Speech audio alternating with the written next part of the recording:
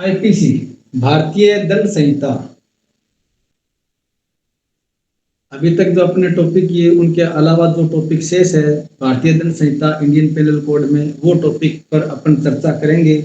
और कोशिश ये रहेगी कि अपन वो क्वेश्चन सारे कर लें जो अपने एग्जाम में आने वाला है। आज अपना टॉपिक है वो एक महत्वपूर्ण टॉपिक है जो एग्जाम में मैं समझता हूँ ये 100% आपके एग्जाम में आना चाहिए। कौन सा? व्यपहरण,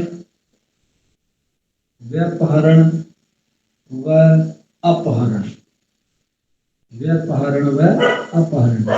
सामान्यतः इन दोनों को एक ही समझा जाता है। हम केवल इसे व्यपहरण को ही अपहरण और अपहरण के नाम से जानते हैं, किडनैप के नाम से, बाकी कोई अपने को जानकारी नहीं होती। हम इन दोनों में अंतर देखेंगे। हम ये देखेंगे कि व्यपहरण क्या होता है और अपहरण क्या होता है, व्यपहरण क्या है और अपहरण से ये कैसे अलग है। एग्जाम में प्रश्न किसी भी तरीके से पूछ ले, आपको सिर्फ ये शब्द ध्यान रखना है कि किडनैपिंग क्या होता है और एब्डक्शन क्या होता है। एब्डक्शन और किडनैपिंग, किडनैपिंग इसको बोले किडनैपिंग।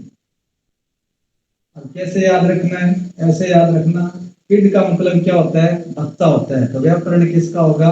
बच्चे का होगा। किसका होगा? बच्चे का होगा। और अपहरण किसका होगा? एब्डक्शन। एब्डक्शन किसका होगा? बड़े का भी हो सकता है, ये छोटे का भी हो सकता है, लेकिन होगा कैसे वो तरीका अपन यहाँ देखेंगे कैसे होगा। किडनैपिंग और एब्डक्शन, व्यापरण। सेक्शन आईपीसी का जो है 359 से लेके 361 तक इनको डिफाइन किया गया। आगे फिर इसके 362, 363 इनमें इनके पनिशमेंट के बारे में बताया गया। 359 में इनको डिफाइन किया गया। कैसे किया गया? पहले अपन देखेंगे, सबसे पहले जो है वो है व्यापरण तथा अपहरण। व्यापरण होगा वो दो प्रकार का होगा। क्या होगा? व्यापरण होगा वो दो प्रकार का होगा। सबसे पहले इसकी बात करेंगे अपन। व्यापरण दो प्रकार का होगा। अपन व्यापरण की बात कर रहे हैं। आवाज प्रॉपर आ रही है ना? एक बार बस स्टार्टिंग है अपनी, आप बता दें ताकि।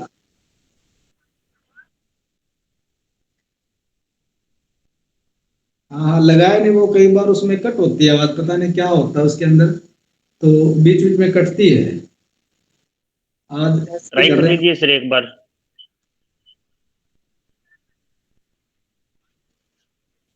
इसमें भी अच्छी आएगी, थोड़ा मैं साउंड बढ़ा लूंगा ना। अब देखो आप कैसी आ रही है।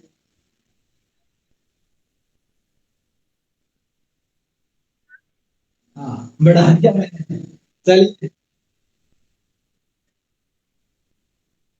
बस ध्यान ही तो लगाना है। ध्यान लगाएंगे ना तभी तो ठीक रहेगा ये। ध्यान जिस दिन लग जाएगा ना तब तो कोई दिक्कत ही नहीं है। सर भी फैन बंद ही रखते हैं क्लास लगाते वक्त। व्यापहरण और अपहरण। व्यापहरण दो प्रकार का होता है।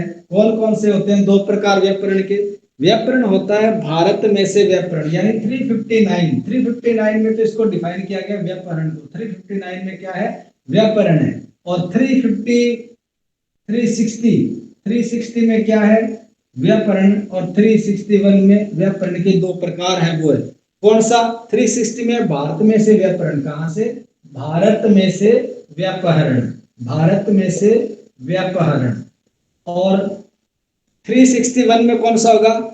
विधि पूर्ण संरक्षकता में से व्यापहरण। कौन सी? विधि पूर्ण संरक्षकता में से व्यापहरण।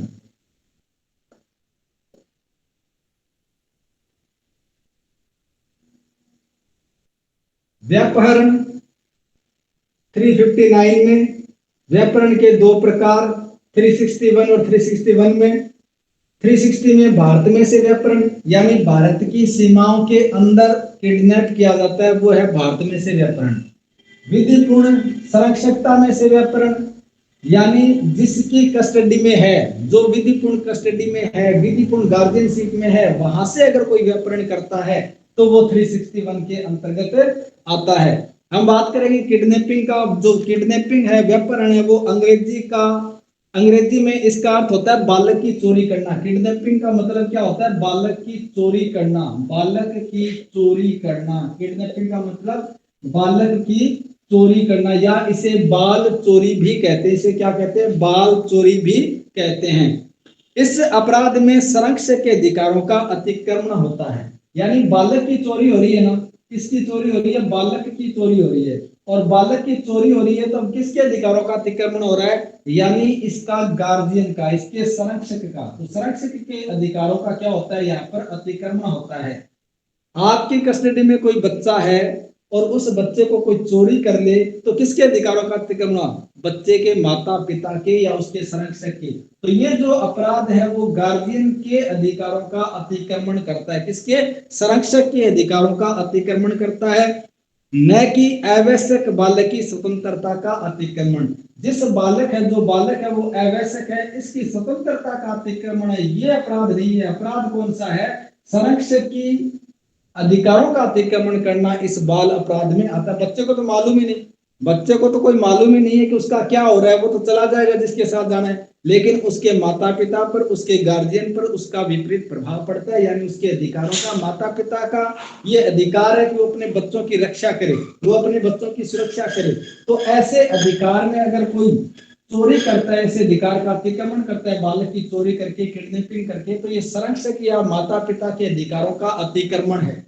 ठीक है। अब देखिए ये दो प्रकार से है, भारत में से व्यापरण और विधिपूर्ण संरक्षकता में से व्यापरण। Kidnapping from India, kidnapping from India, और दूसरा है kidnapping from lawful guardianship, kidnapping from lawful guardianship. Lawful का मतलब विधिपूर्ण संरक्षकता में से। तो विधिपूर्ण संरक्षकता में से व्यापरण पहला देखेंगे अपन, भारत में व्यापरण। पहला कौन सा देखेंगे? व्यापहरण देखेंगे। पहले तो मैं व्यापरण का बता देता हूँ। व्यापरण का मतलब होता है बाल चोरी, जो आपके बताया गया चाइल्ड स्टीलिंग। भारतीय दंड संहिता में धारा 359 में कोई परिभाषा नहीं दी है, केवल दो प्रकार बताए हैं। 359 में कहा गया है कि जो व्यापरण है वो दो प्रकार का होगा। 359 में व्यापरण को कोई डिफाइन नहीं किया गया, केवल इतना ही बताया कि व्यापरण दो प्रकार का होगा। फिर आगे 360 और 361 में ये बता दिया कि ये भारत में से व्यापरण है और ये विधिपूर्ण संरक्षकता में से व्यापरण है। ठीक है। अब 360 में क्या है? भारत में से व्यापरण में क्या है? इसमें क्या कहेंगे? भारत में से व्यापरण का मतलब क्या होगा? 360 के अनुसार जो कोई किसी व्यक्ति को, जो कोई ध्यान देना इस बात को, ये पर्सन इंपॉर्टेंट है इसलिए मैं आपको फिर से कह रहा हूं कि इसका ध्यान देना आप इस पर। जो कोई किसी व्यक्ति को, अब व्यक्ति में सारे शामिल है, व्यक्ति में पुरुष स्त्री छोटा बड़ा सब इसमें शामिल है। तो जो कोई किसी व्यक्ति को क्या करता है? अब ध्यान देना, उस व्यक्ति की सम्मति के बिना, उस व्यक्ति की सम्मति के बिना क्या करता है? उसकी ओर से, दूसरा उसकी ओर से सम्मति देने के लिए वैध रूप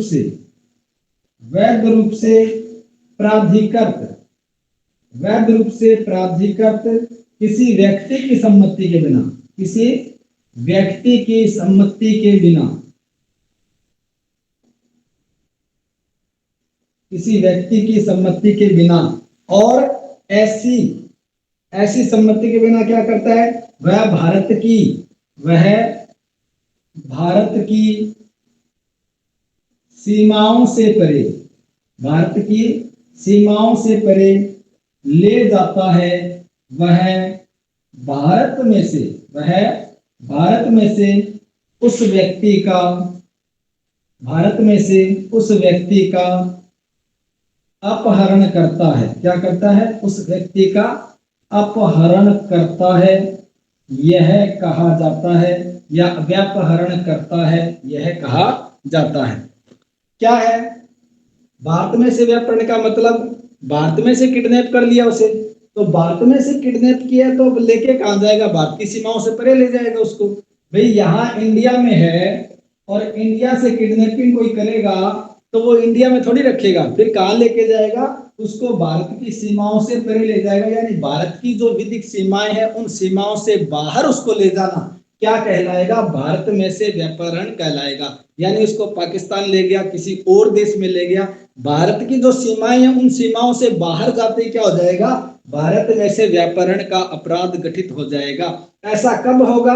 जो कोई भी व्यक्ति किसी व्यक्ति को, मान लीजिए एक्स व्यक्ति है, एक्स व्यक्ति इस ए को, ए क्या है, ए बालक है, क्या है, उस व्यक्ति की सम्मति के बिना, यानी इस ए की सम्मति के बिना, इस ए की कंसेंट के बिना, जो कोई किसी व्यक्ति को, यानी एक्स ए को उस व्यक्ति की सम्मति के बिना, यानी इस ए की सहमति के बिना, उसकी ओर से सम्मति देने के लिए वैध रूप से प्राधिकृत किसी व्यक्ति की सम्मति के बिना, ना तो इस ए की कंसेंट ली है और ना ही इसकी तरफ से कोई वैध रूप से सहमति देने के लिए जो सक्षम है, जो प्राधिकृत है, उस व्यक्ति की सहमति नहीं ली गई है। यानी ना तो ए की और ना ही ए के किसी माता की या पिता की या कोई अन्य कोई गार्जियन है, संरक्षक है, उसकी कोई सहमति नहीं ली गई है। तो ना तो खुद ए की सहमति है और ना इसके माता पिता की सहमति है, इसके गार्जियन की सहमति है। इन सब की सहमति के बिना कहां ले जाता है? भारत की सीमाओं से परे ले जाता है, भारत की सीमाओं से परे ले जाता है।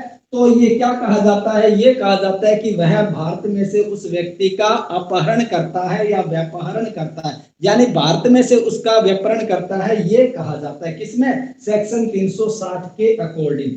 बात क्लियर है? कोई डाउट वाली बात है नहीं कि किसी व्यक्ति को, चाहे कोई भी व्यक्ति हो यहाँ पर, अगर उसको क्या करता है, उसकी खुद की सहमति के बिना, यानी ए को पूछा नहीं और ए को उठाया और उसको ले गए बाहर, या ना तो ए की सहमति ली कि हम तुझे लेके जा रहे हैं और ना ही उसके गार्जियन की या उसके माता पिता की सहमति लेगी कि हम इसको कहीं लेके जा रहे हैं। अगर बिना माता पिता की सहमति के, बिना उस व्यक्ति की सहमति के उसे भारत की सीमाओं से परे ले जाया जाता है, तो वह क्या करता है? वह भारत में से व्यापहरण करता है। ऐसा उस व्यक्ति ने क्या कर दिया? इस एक्स ने भारत में से व्यापहरण का अपराध गठित कर दिया। ठीक है, यहां तक कोई दिक्कत नहीं। साधारण सिद्धांत क्या कहता है कि इस अपराध में वास्तव में अगर देखा जाए तो संरक्षक के अधिकारों का अतिक्रमण होता है, यानी ये जो गार्जियन है इनके अधिकारों का अतिक्रमण होता है। गार्जियन के संरक्षक, संरक्षक का मतलब यहाँ माता पिता गार्जियन सारे आ जाएंगे इसमें, संरक्षक के अधिकारों का अतिक्रमण होता है। ये जो अपराध है बालक, वयस्क या उन्मत्त व्यक्ति के विरुद्ध कारित किया जा सकता है। ऐसा अगर अपराध है तो वो कोई वयस्क व्यक्ति के विरुद्ध भी किया जा सकता है, किसी बालक के विरुद्ध भी किया जा सकता है, किसी उन्मत्त, पागल, जड़, चेतनहीन व्यक्ति के विरुद्ध भी ऐसा किया जा सकता है। पागल है, पागल को भी ले जाएंगे ना तो भी ये अपराध मान लिया जाएगा। वयस्क व्यक्ति को ले जाएंगे तो भी ये कहा जाएगा कि भारत में से उसका किडनैप कर लिया गया है। ऐसे ही अगर बालक को ले जाएंगे, अवयस्क को, तो वो भी क्या कहलाएगा? भारत में से व्यापहरण किया गया है। यानी कहने का मतलब है जिस व्यक्ति को ले जाया जा रहा है ना तो उसकी सहमति है, ना उसके गार्जियन की सहमति है, और उसको भारत की सीमाओं से बाहर ले जाया जाता है। अगर ऐसा करता है तो वह भारत में से व्यापहरण का अपराध करता है, ऐसा करने वाला व्यक्ति। ठीक है, यहां तक कोई दिक्कत नहीं। ये जो बहुधा ये जो अपराध है हमले द्वारा और अवरोध द्वारा भी कारित किया जाता है, किंतु हमेशा ऐसा नहीं होता। ये जो अपराध किया जाता है ना, इसमें क्या करता है? या तो कोई हमला करके करता है या कोई उस व्यक्ति को कहीं अवरोध करके ऐसा किया जाता है। लेकिन हर मामले में ऐसा हो ये आवश्यक नहीं है, हर मामले में ऐसा हो ये जरूरी नहीं है कि हर बार ही हमला किया जाए या हर बार किसी का अवरोध करके करके इसका व्यापहरण किया जाए, ऐसा जरूरी नहीं है। अगर चुपचाप आए, उठा के ले गए तो भी ये अपराध गठित हो जाता है। ठीक है, अब देखिए कि 3 आवश्यक तत्व है किसके? इसके भारत में से व्यापहरण के 3 आवश्यक तत्व है। मैं तीनों आवश्यक तत्वों को यहां लिख देता हूं। कौन कौन से 3 आवश्यक तत्व हैं?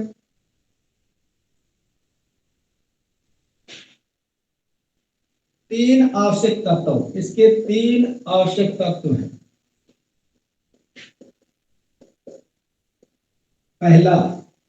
पहला आवश्यक तत्व है इसके लिए कि व्यापहत व्यक्ति का भारत में होना, यानी जिस व्यक्ति का व्यापहरण किया गया है वो व्यक्ति कहां होना चाहिए?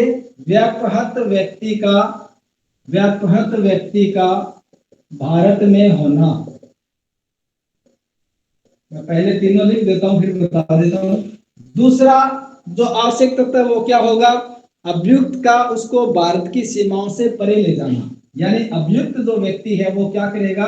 अभियुक्त उसको जिसका व्यापरण किया गया है कहाँ कहाँ ले जाएगा, भारत की सीमाओं से परे ले जाएगा। कहाँ ले जाएगा, भारत की सीमाओं से परे ले जाना। और तीसरा इसका आवश्यक तत्व क्या होगा, उस व्यक्ति की सम्मति या उसकी वैध या उस व्यक्ति की सम्मति या उसके वैध संरक्षक की सम्मति के बिना ले जाता है, कंसेंट के बिना ले जाता है, तो कौन सा अपराध बन जाता है, भारत में से व्यापरण का अपराध हो जाता है। देखिए 3 आवश्यक तत्व है, तीनों को देखना कि पहला तो ये है कि व्याकृत व्यक्ति यानी जिसका व्यापरण किया गया है ऐसा व्यक्ति कहाँ होना चाहिए, भारत में होना चाहिए, तभी तो होगा।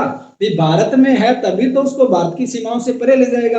अगर ऑलरेडी वो भारत से बाहर है तो फिर भारत की सीमाओं से परे कहाँ लेके जाएंगे, वो अपराध घटित नहीं होगा। इसलिए ऐसा अपहरण व्यक्ति जिसका व्यापरण किया गया है ऐसा व्यक्ति कहाँ होना चाहिए, भारत में होना चाहिए, तभी ये अपराध हो सकता है, अन्यथा ये अपराध हो ही नहीं सकता। दूसरा, ऐसा अपराध करने वाला अभियुक्त है वो क्या करेगा, भारत में है उसको भारत की सीमाओं से बाहर ले जाएगा, भारत की सीमाओं से परे ले जाएगा।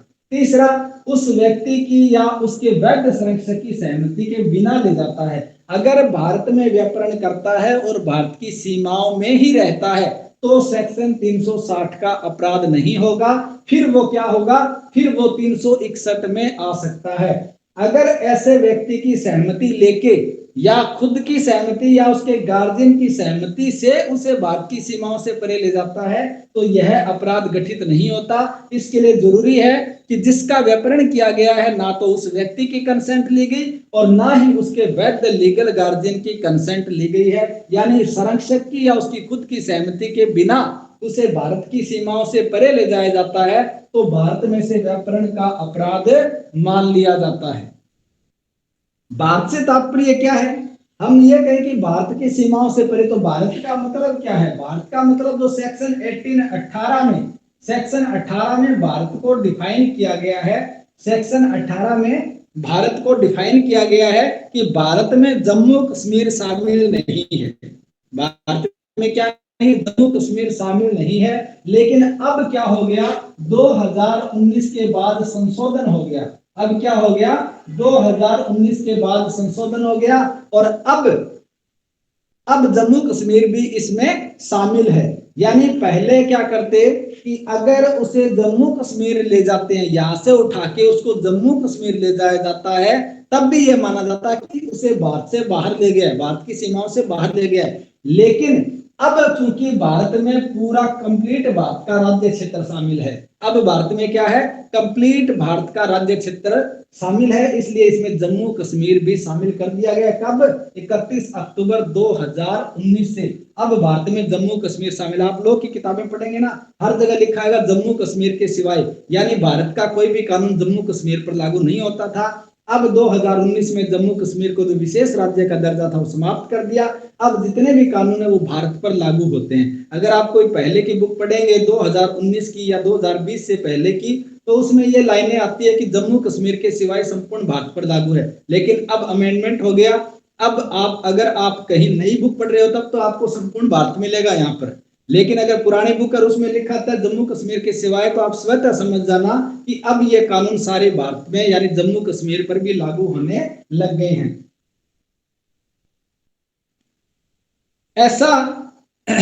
ऐसा बिना सहमति के किया जाना चाहिए, तब वो 360 के दिन क्या होगा, अपराध होगा। कंसेंट के साथ कर दिया तो कोई अपराध नहीं है, बच्चे की सहमति ली उसको ले गए, अपराध नहीं है, उसके गार्जियन की सहमति से ले गए, अपराध नहीं है। अगर बिना सहमति के ले जाता है तो ही अपराध होगा, भारत की सीमाओं से परे ले जाएगा तो ही अपराध होगा। व्यक्ति का भारत में होना भी जरूरी है, पहले से ही बाहर है तो उसका भारत में से व्यापरण का अपराध होता ही नहीं है। कंसेंट का मतलब क्या है, सम्मति का मतलब क्या, यहाँ कहा है कि उस व्यक्ति की सम्मति या उसके वैध संरक्षक की सम्मति के बिना, तो ये सम्मति क्या है, कंसेंट क्या है। सम्मति का मतलब क्या है, तो सम्मति को सेक्शन 19 में डिफाइन किया गया, 90 में डिफाइन किया गया है कि सम्मति कैसी होनी चाहिए, सम्मति स्वतंत्र होनी चाहिए। कैसी होनी चाहिए? सम्मति है वो स्वतंत्र होनी चाहिए। सेक्शन 19 यही कहता है कि अगर सहमति प्राप्त की गई है और वो भय, कपट, धमकी, छल के द्वारा प्राप्त की गई है तो ऐसी कंसेंट फ्री कंसेंट नहीं मानी जाएगी, स्वतंत्र सहमति नहीं मानी जाएगी। स्वतंत्र सहमति का मतलब है उसे किसी प्रकार का कोई दबाव नहीं है, उसको किसी प्रकार से बहकावे में नहीं रखा गया है, उसने स्वेच्छा से क्या दी है, स्वेच्छा से अपनी इच्छा से सहमति दी है, तब ऐसी सहमति क्या मानी जाएगी? स्वतंत्र सहमति मानी जाएगी। किसी से धोखे में सहमति ले ले, बच्चे को कहा कि तुझे तेरे पिता से मैंने पूछ लिया है और तेरे पिताजी ने परमिशन दे दी है कि तुझे मैं विदेश में घुमा कर लाऊं, और उसको बाहर ले जाता है, बच्चा उसके साथ चला जाता है। ऐसी सहमति नहीं मानी जाएगी। बाद में वो कहे कि मैंने तो बच्चे से पूछा था, बच्चे ने कंसेंट दी थी। नहीं, ऐसी सहमति धोखे से, कपट से प्राप्त की गई है। तो जहां धोखे, कपट या छल के द्वारा या भय, धमकी, उत्प्रेरणा, वचन के द्वारा अगर सहमति प्राप्त की गई है तो ऐसी सहमति नहीं मानी जाएगी। तो सहमति हमेशा क्या होनी चाहिए? सेक्शन 19 के तहत स्वतंत्र होनी चाहिए। कैसी होनी चाहिए? स्वतंत्र होनी चाहिए। तभी क्या होगा? तभी विधिपूर्ण संरक्षक की सहमति होगी। कमानी का मामला ये था। कमानी का एक मामला था मद्रास का, कमानी का मामला मैं यहां लिख देता हूं। कमानी का वाद में, कमानी के मामले में क्या होता है? कमानी के मामले में, कमानी के मामले में क्या होता है कि अभियुक्त ने कुछ स्त्रियों को यह कहकर भारत के बाहर जाने को प्रेरित किया कि वह उनका विवाह अपने लड़कों से कर देगा। एक अभियुक्त था कमानी, उसने ये कहा कुछ स्त्रियों को कि आप मेरे साथ बाहर चलो, बाहर से बाहर, और मैं आप सबका विवाह क्या कर दूंगा? मेरे लड़कों के साथ कर दूंगा। ये उसको उत्प्रेरित किया, उत्प्रेरण दिया। किंतु जब वो श्रीलंका उसे ले गए, वहां पर ले जाने के बाद उसे दास के रूप में कार्य कराने लग गया। भाई उसे श्रीलंका ले गया, बाहर से बाहर हो गया, तो बाहर से बाहर जब श्रीलंका उसे ले गया, ले जाने के बाद उनको दास के रूप में, नौकर के रूप में रखने के लिए वहां काम करवाने लगा। और न्यायालय ने जब मामला हुआ तो कोर्ट ने कहा कि उसको व्यापरण का दोषी माना गया, क्योंकि उन स्त्रियों की सहमति स्वतंत्र सहमति नहीं थी। उन स्त्रियों की सहमति कपट पर आधारित थी, छल, धोखे पर आधारित थी, इसलिए उन स्त्रियों की सहमति नहीं मानी गई। उस व्यक्ति ने बचाव दिया कि ये स्त्रियां सहमत हुई है, इन्होंने मेरे लड़के से शादी करने के लिए हाँ भरी और इस कारण से मेरे साथ आई है। उन्होंने कहा कि हमने हाँ नहीं भरी, हमने ये, इसने हमारे को धोखे में रखा कि भाई मेरे लड़कों के साथ तुम्हारी शादी कर दूंगा, इसलिए हम इसके साथ तब आ गई जबकि इसने हमारे को यहाँ पे क्या बना लिया? दास बना लिया, नौकर की तरह हमारा यूज कर रहा है। तो ऐसी सहमति स्वतंत्र सहमति नहीं मानी गई। ठीक है। दूसरा है विधिपूर्ण संरक्षकता में से व्याकरण। इसमें कोई डाउट नहीं, भारत में से व्याकरण में कोई दिक्कत नहीं। इसमें क्या 4 बातें हैं ये ध्यान में रखनी, 3 बातें। इसकी आवश्यकता तो इन्हीं में से निकल के आएंगे। फिर उनको डिफाइन, अगर ज्यादा बड़ा क्वेश्चन करना है तो आप भारत को डिफाइन कर सकते हैं, उसके बाद आप सम्मति को डिफाइन कर सकते हैं। ऐसे करके भी आप अपने क्वेश्चन को बड़ा रूप दे सकते हैं। अब देखिए दूसरा सेक्शन 361 में विधिपूर्ण संरक्षकता में से व्यापहरण।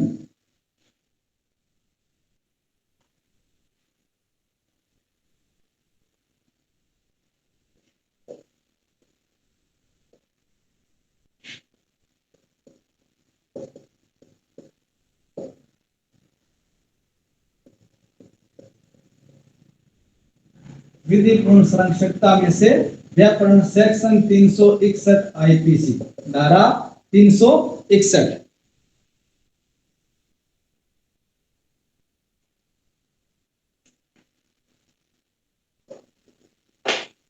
धारा 361 में यह कहा गया है कि विधिपूर्ण संरक्षकता में से व्याकरण, किडनैपिंग फ्रॉम लॉफुल गार्जियनशिप। जो कोई क्या, जो कोई किसी व्यक्ति को, जो कोई किसी व्यक्ति को, जो कोई किसी व्यक्ति को, जो कोई किसी व्यक्ति की जगह आप आवश्यक लिखें, जो कोई किसी आवश्यक को, आवश्यक को, जो कोई किसी आवश्यक को। अब देखिए आगे क्या करेगा? यदि वह नर है, यदि वह नर है। कौन? ऐसा अवयस्क। यदि वह नर है तब तो कितने वर्ष से कम का हो? यदि वह नर है तो 16 वर्ष से कम आयु वाले को, यदि वह नर है तो 16 वर्ष से कम आयु वाले को, 16 वर्ष से कम आयु वाले को। और यदि वह नारी है, यदि वह नारी है तो 18 वर्ष से कम आयु वाले को क्या करता है? किसी, हाँ, यदि वह नर है 16 वर्ष से कम आयु, नारी है तो 18 वर्ष से कम आयु, या दूसरी बात, यदि वह विकर्तित है, यदि वह विकर्तित है या किसी विकर्तित व्यक्ति को, या किसी विकृत व्यक्ति को। तीसरी बात, उसके विधिपूर्ण संरक्षक की संरक्षकता में से, उसके विधिपूर्ण संरक्षक की, विधिपूर्ण संरक्षक की संरक्षकता में से, संरक्षकता में से भी क्या करता है कि यदि कोई व्यक्ति किसी अवयस्क को क्या करेगा?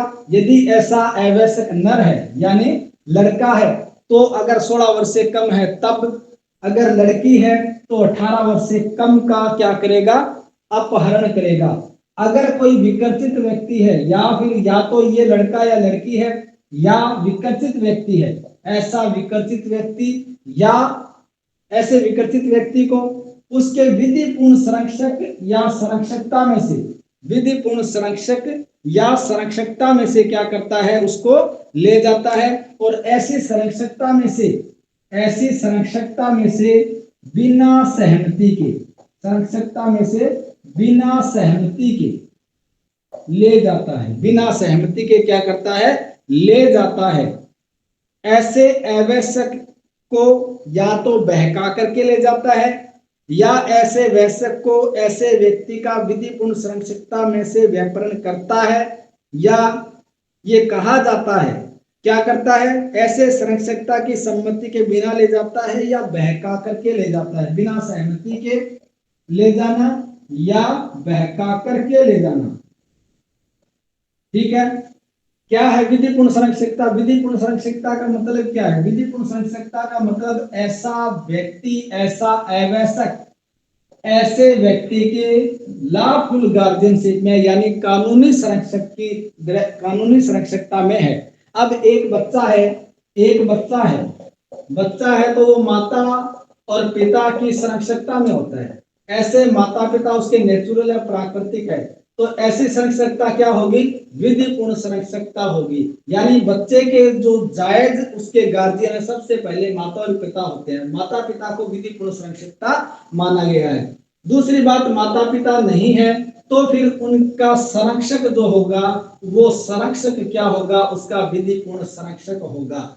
या न्यायालय ने जिसको नियुक्त कर दिया, न्यायालय द्वारा अगर कोई नियुक्त है तो फिर वो संरक्षक उसका संरक्षक होगा। संरक्षक भी दो प्रकार से नियुक्त किए जाते हैं, संरक्षक भी दो प्रकार से नियुक्त किए जाते हैं। एक तो जिसको कहते हैं कि माता पिता ने वसीयत के जरिए संरक्षक नियुक्त कर दिया, वसीयती संरक्षक जिसको कहते हैं। और दूसरा जिसको न्यायालय ने संरक्षक नियुक्त किया है, यानी माता पिता ने वसीयत के द्वारा संरक्षक नियुक्त नहीं किया, माता पिता की डेथ हो गई तो बच्चे के कल्याण के लिए क्या किया जाता है? न्यायालय के द्वारा संरक्षक नियुक्त किया जाता है। तो माता पिता या उसका गार्जियन, गार्जियन दो प्रकार के होंगे, या तो वसीयती हो या फिर न्यायालय के द्वारा नियुक्त संरक्षक हो।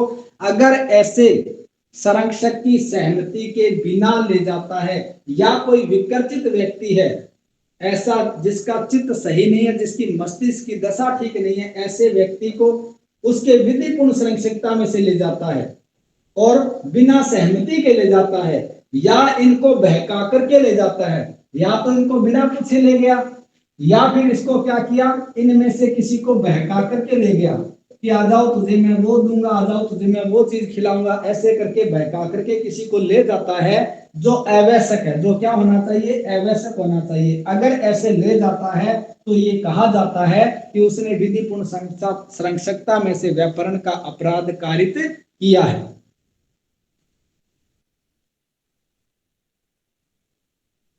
ठीक है, इसके आवश्यक तत्व क्या है, विधिपूर्ण संरक्षकता में से व्याकरण के आवश्यक तत्व क्या है, वो आवश्यक तत्व मैं आपको यहाँ बता देता हूं। क्या आवश्यक तत्व है इसके?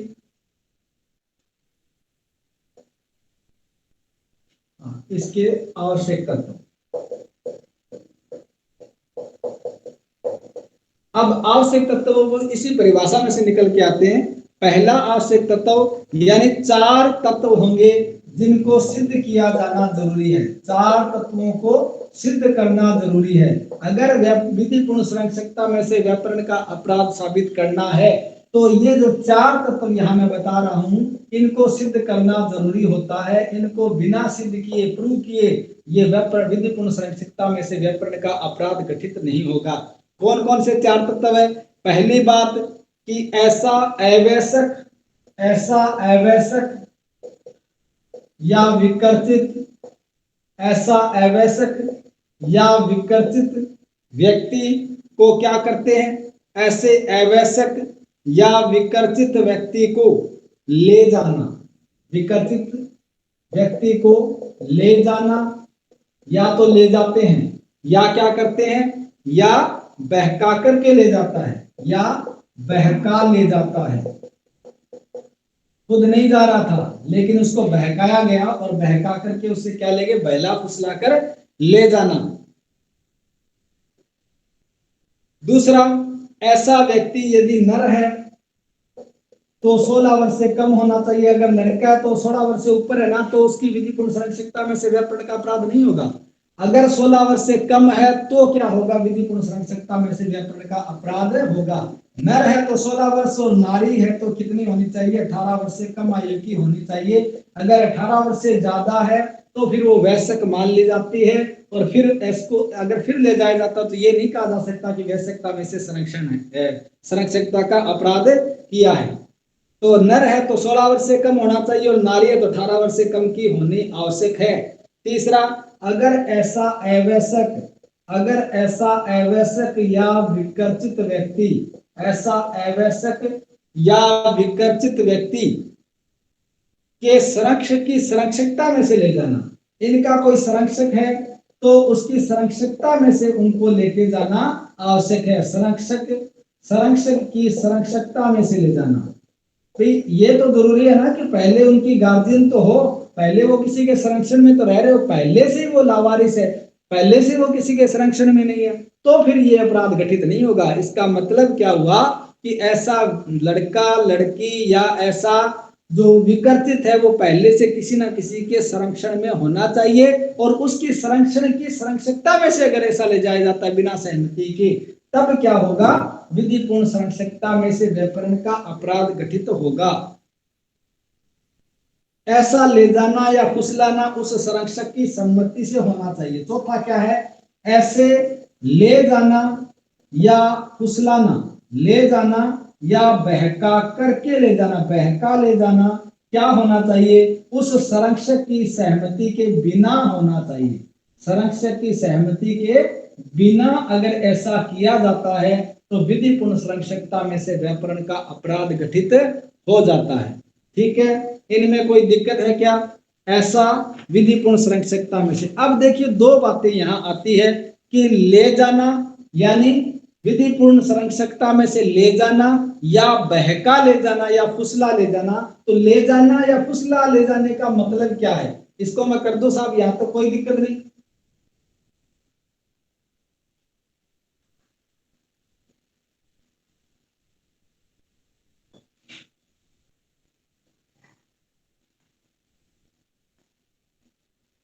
ले जाना या बहका ले जाना, 2 शब्द आते हैं।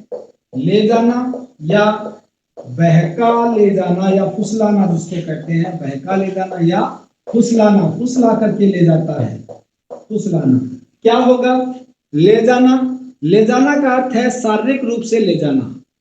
ले जाने का अर्थ क्या है? शारीरिक रूप से ले जाना। यानी ले जाने का मतलब क्या है? किसी अवैसक को लेके जाएंगे तो शारीरिक रूप से लेके जाएंगे ना, ये तो है नहीं कि उसको वहीं छोड़ देंगे कोई और चीज ले जाएंगे, ऐसा तो है नहीं। तो ले जाने का मतलब है शारीरिक रूप से ले जाना। शारीरिक रूप, बच्चे को लेके जाएंगे तो उसको उठा करके या उसको कहीं किसी में डाल करके, यानी उसको शारीरिक रूप से लेके जाना ही ले जाना है। ये जरूरी नहीं है कि वह बलपूर्वक ही हो, जरूरी नहीं है कि बलपूर्वक लेके जाएंगे, ऐसा आवश्यक नहीं है। जरूरी नहीं कि बलपूर्वक हो, ऐसा ले जाना शारीरिक रूप से लेके जा रहे हैं तो इसका मतलब ये नहीं कि बलपूर्वक लेके जाए, प्रेम से भी ले जा सकते हैं, प्रेम से भी ले जाया जा सकता है, लेकिन ले जाएगा कैसे? गार्जियन की बिना सहमति के, बिना कंसेंट के ले जाएगा। तो ऐसा ले जाना जरूरी नहीं कि वो बलपूर्वक हो। शिशु का पथ प्रदर्शन करना मात्र पर्याप्त है। अगर बच्चा है तो शिशु का पथ प्रदर्शन करना मात्र पर्याप्त है। बच्चे को अगर दिशा दिखा दी ना कि चल आजा आजा आजा, कुत्ते को ले जाते हैं ना बिस्किट दिखा के, कुत्ता पीछे पीछे चलने लग जाता है, ऐसे ही बच्चे को भी किसी चीज का लालच दे देते हैं, या बच्चे को ये कहते हैं कि बेटा ये इधर चल, ऐसे करके उसको ले जाते हैं। प्रेम से भी ले जा सकते हैं, जरूरी नहीं हमेशा बल प्रयोग से भी लेके जाते हैं, लेकिन प्रेम से भी ले जाया जा सकता है। शिशु है, बच्चा, उसको पता नहीं है, उसको कहते हैं हाँ बेटा चल तेरा घर इधर इधर, ऐसे करते करते उसको क्या ले गए? सुरक्षितता में से ले गए। तो ऐसे बच्चे का पथ प्रदर्शन करना भी मात्र पर्याप्त है। यानी बच्चे का ऐसे कहना कि तू इधर से चल, इस रास्ते से चल, तुझे आगे वो मिलेगा, तुझे चीजें खिलाएंगे, ऐसे वैसे करके ले जाता है। शिशु का पथ प्रदर्शन करना मात्र पर्याप्त है। ले जाने में जाने को तैयार करना अथवा कब्जे में लेना शामिल है। ले जाने का मतलब क्या है? ले जाने में मतलब कब्जा कर लेना, उस पर क्या कर देना? कब्जा करना, या ले जाने के लिए तैयार करना इसमें शामिल है। कहते हैं ले गया, ले जाने का मतलब उसको ले जाने के लिए तैयार कर लिया या अपने कब्जे में लेके उसे निकल गए हैं। कोई व्यक्ति किसी अन्य को फुसलाता है, वो तब तक नहीं कहा जा सकता, फुसलाना तब तक नहीं कहा जा सकता जब तक वह उसके साथ जाने का प्रयत्न न करे। आपने बच्चे को खूब प्रयत्न किया कि उसको फुसलाना शब्द लिखा है, बहकाना या ले जाना। इसका मतलब क्या है? इसका जब तक फुसलाना नहीं माना जाएगा, जब तक वो बच्चा आपके फुसलाने के अगर शरण में कोई कार्य नहीं करता या आपके पीछे पीछे चलना शुरू नहीं कर देता है, तब तक फुसलाना नहीं माना जाएगा। क्या कहता है कि तब तक फुसलाना नहीं कहा जा सकता जब तक वह उसके साथ जाने का प्रयत्न न करे। फुसलाना तब होगा जब ऐसे फुसलाने से वह बच्चा साथ जाने का प्रयत्न करता है, साथ जाने का प्रयत्न करता है। जैसे ही साथ जाने के लिए तैयार हो जाता है, 2 कदम बढ़ा देता है, इसका मतलब उसको क्या कर लिया गया? फुसला लिया गया है, उसको बहका लिया गया। बच्चे को खूब फुसला रहे हैं, खूब बहका रहे हैं, लेकिन बच्चा टस से मस नहीं हो रहा, बच्चा जाने को तैयार ही नहीं है, बच्चा अपनी जगह से हिल ही नहीं रहा है, तो वो फुसलाना नहीं कहा जाएगा। फुसलाने का मतलब उसको ऐसे बहकाया गया और बच्चा उनके साथ चलने के लिए तैयार हो जाता है। जैसे ही तैयार होता है, इसका मतलब बच्चे को क्या कर लिया गया है? बहका लिया गया है, फिर वो चला जाता है, तो बहका ले जाना कहा जाता है। सेक्शन 361 उन शिशुओं पर लागू नहीं होगी जिनका कोई विधिपूर्ण संरक्षक नहीं है।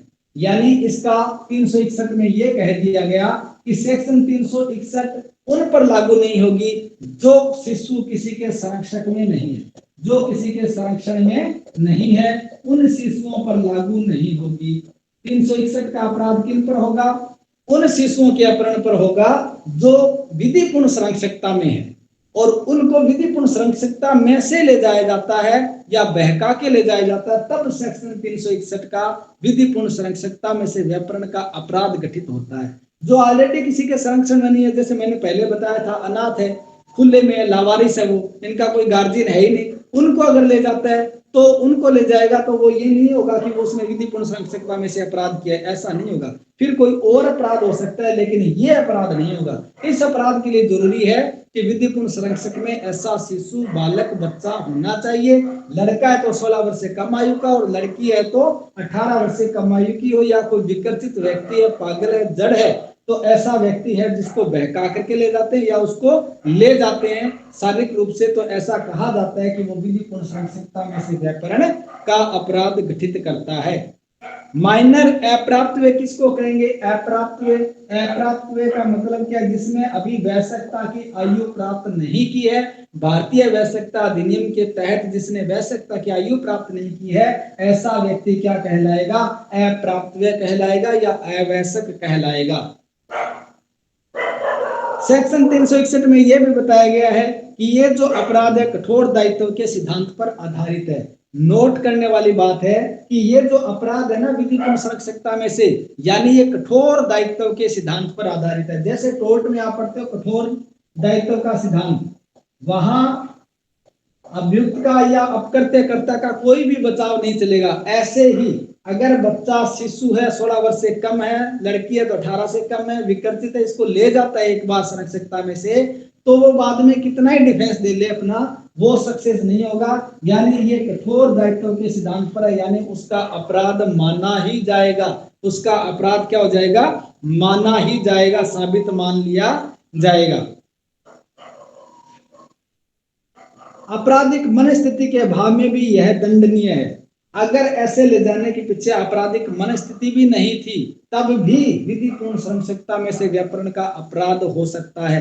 ले जाने वाला ले गया, लेकिन उसका ले जाने के पीछे कोई ऐसा नहीं था कि कोई अपराध करना उनके साथ, बस ले गया, तो ये तो अपराध हो गया ना 361 का, ये तो अपराध कंप्लीट हो गया, भले ही वो आपराधिक मनस्थिति से नहीं लेके गया हो। ठीक है, अब देखिए आर वर्सेज प्रिंस का मामला। आर वर्सेज प्रिंस का मामला महत्वपूर्ण मामला है, इसको विधिपूर्ण संरक्षकता में से ले जाने का। आर वर्सेज प्रिंस का मामला,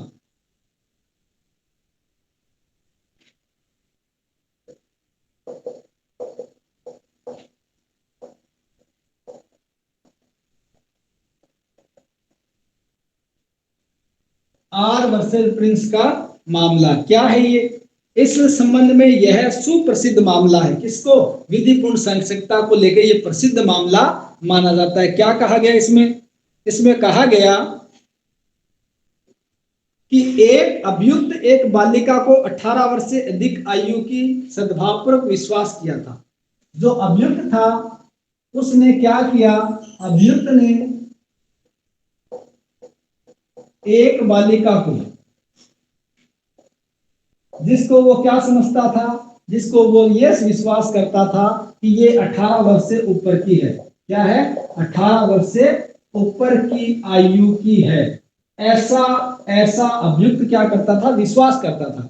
यानी वो ये समझता था कि जिस बालिका को तू लेके जा रहा है वो निश्चित रूप से 18 वर्ष से ऊपर की है, और इस विश्वास में होते हुए वह ऐसी बालिका को क्या करता है? ऐसी बालिका को ले जाता है, विधिपूर्ण संरक्षकता में से ले गया। सद्भावपूर्वक विश्वास किया था उसने कि वह निश्चित रूप से 18 वर्ष से ज्यादा आयु की होगी, और वह उसको संरक्षक की संरक्षकता में से बिना उसकी सहमति के ले गया था। न्यायालय ने यह कहा कि ये जो सद्भाव था उसका, जो युक्ति युक्त आधार पर किया गया था, कोई मान्यता नहीं दी। भाई इसने जो विश्वास किया, सद्भावपूर्वक विश्वास किया, भाई नॉर्मली अपन कर ही लेते हैं। भाई मैं ये कह दूं कि ये लड़की 18 वर्ष से कम की तो नहीं है, ज्यादा की है, और मुझे ऐसा लगा कि ये 18 से ऊपर की है, यानी मैंने गुड फेथ में विश्वास कर लिया सद्भावपूर्वक, और ऐसे विश्वास में कि 18 से ऊपर अब इसको ले जाएंगे तो अपने पर ये तो अपराध होगा ही नहीं, विधिपूर्ण संरक्षकता वाला। तो इस विश्वास में क्या करता है? उसको ले जाता है विधिपूर्ण संरक्षकता में से, यानी उसकी सहमति के बिना। जब ऐसा ले गया तो कोर्ट में मामला चला। कोर्ट में इसने तर्क दिया कि जी मैं तो ये समझ रहा था कि ये 18 वर्ष से ऊपर की है, इसलिए मैं इसे ले गया, मुझे नहीं पता था कि ये कम आयु की है। तो यहाँ इसके जो सद्भावपूर्वक विश्वास किया था, इसको न्यायालय ने मान्यता नहीं दी। कोर्ट ने कहा कि तूने विश्वास किया है ना, तो तू करता रहे भले, लेकिन ये तो 18 वर्ष से कम की है, और 18 वर्ष से कम की है और तूने विधिपूर्ण संरक्षक की सहमति के बिना लेके गया है, तो आपने क्या कर दिया? विधिपूर्ण संरक्षकता में से व्यापरण का अपराध कर दिया है। ठीक है, विधिपूर्ण संरक्षक किसको कहेंगे? विधिपूर्ण संरक्षक किसको कहेंगे? अपना जो तीसरा आवश्यक कर्तव्य था वो यही तो था कि विधिपूर्ण संरक्षक, लॉफुल गार्जियन किसको कहेंगे? विधिपूर्ण संरक्षक। विधिपूर्ण संरक्षक का मतलब क्या है? विधिपूर्ण संरक्षक का मतलब है कि विधिपूर्ण संरक्षकता में से ले जाना, साबित करना होगा कि विधिपूर्ण संरक्षक व्यापक शब्द है। ये जो शब्द है अपने आप में ये बहुत बड़ा है। इसमें विधिक संरक्षक भी होंगे और प्राकृतिक संरक्षक भी इसमें शामिल है। कौन कौन? विधिपूर्ण संरक्षक में विधिपूर्ण संरक्षक भी शामिल होंगे और जो नेचुरल गार्जियन है, प्राकृतिक है, वो भी क्या होंगे? इसमें शामिल होंगे। तो प्राकृतिक संरक्षक और कानूनी संरक्षक दोनों ही क्या होंगे? इसमें शामिल होंगे विधिपूर्ण संरक्षकता में से। संरक्षक की डेफिनेशन हिंदू विधि में भी दी गई है कि पिता तथा पिता के बाद माता होती है संरक्षक। अगर अधर्मज है तो वहां विधिपूर्ण संरक्षक कौन होगी? माता होगी। अगर संतान इलिजिटिमेट है, अधर्मज संतान है, तो वहां संरक्षक हमेशा माता होगी। अन्यथा प्राकृतिक गार्जियन कौन होगा? प्राकृतिक संरक्षक उसका पिता होगा। पिता नहीं है तो उसकी माता उसके संरक्षक मानी जाती है। अस्थायी संरक्षक जैसे स्कूल का अध्यापक है। स्कूल का अध्यापक क्या होता है? अस्थायी संरक्षक होता है कि बच्चा जब तक स्कूल में रहता है तब तक उसका अस्थायी गार्जियन कौन होता है? स्कूल के अध्यापक होते हैं। बच्चा हॉस्टल में रह रहा है तो हॉस्टल का जो वार्डन है वो उनका अस्थायी संरक्षक माना जाता है। छात्रावास में वार्डन आदि क्या होते हैं? अस्थायी संरक्षक होते हैं। इनको संरक्षकता अधियोजित की जाती है, यानी इनको गार्जियनशिप सौंपी जाती है। पिता अपने बच्चों को हॉस्टल में छोड़ के आएगा तो वहां क्या आता है ना कि ये देखना ये आपके अधीन है, आपकी मतलब गार्जियनशिप में है, आप इनके संरक्षक हो, आपकी जिम्मेदारी है, आप इनका ध्यान रखें। तो ऐसे क्या करेगा? ऐसे वो गार्जियन होंगे, वो अस्थायी गार्जियन होंगे। ऐसे तो पिता माता या जो कानूनी संरक्षक है वो क्या होंगे? गार्जियन होंगे। बिना सहमति का मतलब क्या है? बिना सम्मति का मतलब क्या है? बिना सम्मति का मतलब है कि आवश्यक को संरक्षण की सम्मति के बिना ले जाना आवश्यक है। अगर कोई आवश्यक था उसको गार्जियन की बिना सहमति के ले जाना जरूरी है। सहमति से ले गया तो अपराध नहीं है, बिना सहमति के ले जाएगा गार्जियन की, तभी इस विधिपूर्ण संरक्षकता में से व्यापरण का अपराध माना जाएगा।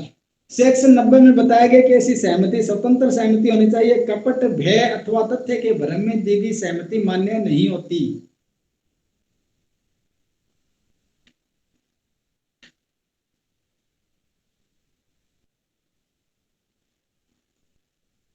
सेक्शन 361 तो ये कहता है हेतु महत्वहीन है। सेक्शन 361 क्या कहता है? हेतु महत्वहीन है, यानी मोटिव का तो कोई इंपॉर्टेंस है ही नहीं यहाँ पर। ये क्या कहता है कि बालिका का पिता भी जिसका अपनी पुत्री को ले जाने में कोई आपराधिक आशय नहीं है, व्यापरण का दोषी हो सकता है। भाई एक पिता भी अगर अपनी बालिका को ले जाता है तो वो भी व्यापरण का दोषी होता है। मान लीजिए अपनी बेटी को उसने कहाँ छोड़ दिया? अपनी बेटी को उसने हॉस्टल में छोड़ रखा था। कहा? हॉस्टल में। जब हॉस्टल में है तो किसकी गार्जियनशिप में है? हॉस्टल का जो वार्डन है उस वार्डन की क्या है? गार्जियनशिप है उस बच्चे पर जो हॉस्टल में रह रहा है। पिता आता है और हॉस्टल के इस वार्डन की बिना सहमति के, बिना बताए अपनी बच्ची को यहाँ से ले जाता है। पिता ले गया, पिता को ले जाना का पीछे कोई उद्देश्य भी नहीं है इसका। ये नहीं है कि उसके साथ कोई अपराध करना है, वो तो अपने नेचुरल वे में वैसे ही ले आया कि चलो बेटी को घर ले आते हैं, ले आया। अब पिता भी क्या हो सकता है?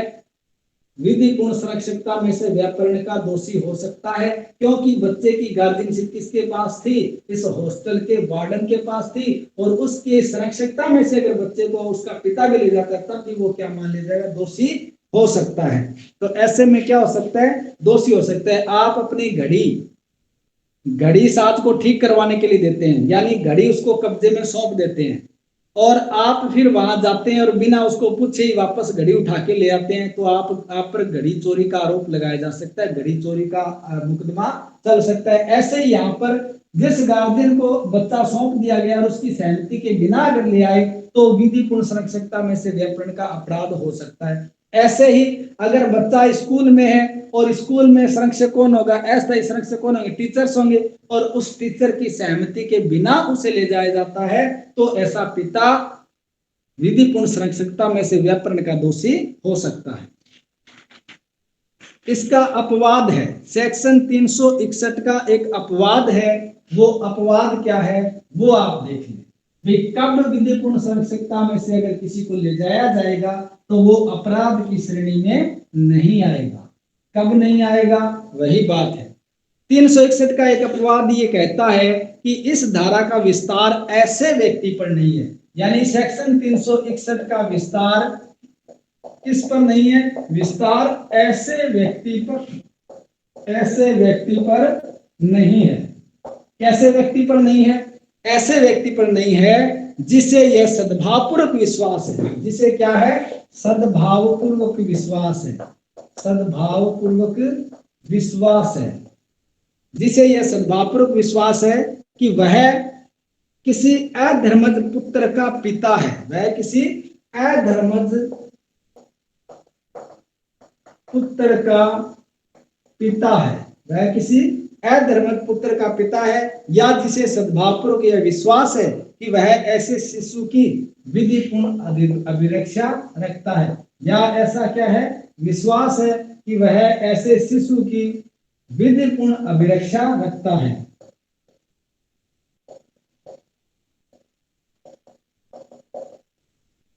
विधिपूर्ण अभिरक्षा रखता है जब तक कि उसका कार्य विधि विरुद्ध प्रयोजन के लिए न हो। जब तक कि उसका कार्य विधि विरुद्ध प्रयोजन के लिए न हो।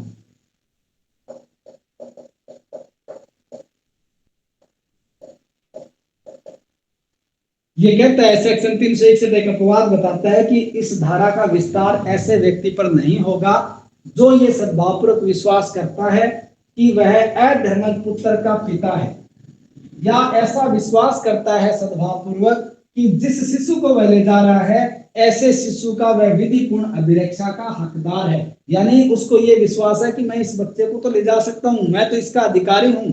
ऐसे विश्वास में आकर के वो क्या करता है? ऐसे बच्चे को ले जाता है। ऐसा कार्य ऐसे व्यक्ति का किया गया कार्य जब तक विधि विरुद्ध प्रयोजन के नहीं होगा तब तक वह अपराध नहीं होगा। अगर वह ऐसे ले जाता है और ले जाने के पीछे उसका कार्य, उसका आशय क्या है? विधि विरुद्ध काम में, विधि विरुद्ध प्रयोजन के लिए है, कोई ऐसा विधि विरुद्ध उद्देश्य है जिसको वह बच्चे के साथ करना चाहता है, अगर ऐसे लेके जाएगा तब तो वो माना जाएगा अपराध। अदरवाइज गुड फेथ में लेके गया और उसे ये विश्वास था कि मुझे इसका राइट है, मुझे अधिकार है, फिर वो ले जाता है और ले जाने के पीछे कोई विधिपूर्ण प्रयोजन नहीं है, तो क्या हो सकता है? इस अपराध से बचा जा सकता है। ये अपवादों की श्रेणी में आता है। सेक्शन 362। अब देखिए आगे अपहरण। अब ये तो आ गया 359, 360 और 361। अब आएगा सेक्शन 362 जिसको अपहरण कहते हैं। क्या? अपहरण, अबडक्शन। सेक्शन 362, धारा 362। अब ये तो आ गया ना 359, 360 और 361। भारत में से व्यापरण, विधिपूर्ण सुरक्षितता में से व्यापरण। अगला क्या होगा? अपहरण होगा 362 में। अपहरण किसको कहेंगे? सेक्शन 362 में परिभाषा दी गई है कि जो कोई किसी व्यक्ति को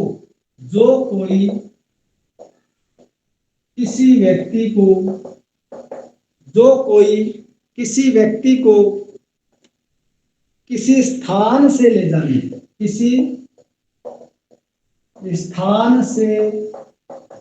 जाने, जो कोई किसी व्यक्ति को किसी स्थान से ले जाने के लिए क्या करता है? बल द्वारा विवश करता है। क्या करता है? बल द्वारा विवश करता है, बाध्य करता है कि तुझे हमारे साथ चलना होगा, जबरदस्ती ले जाते हैं उसको। या किसी प्रवंचनापूर्ण उपायों द्वारा उत्प्रेरित करता है। या तो बल के द्वारा विवश करेंगे उसे ले जाने के लिए, या प्रवंचनापूर्ण उपायों द्वारा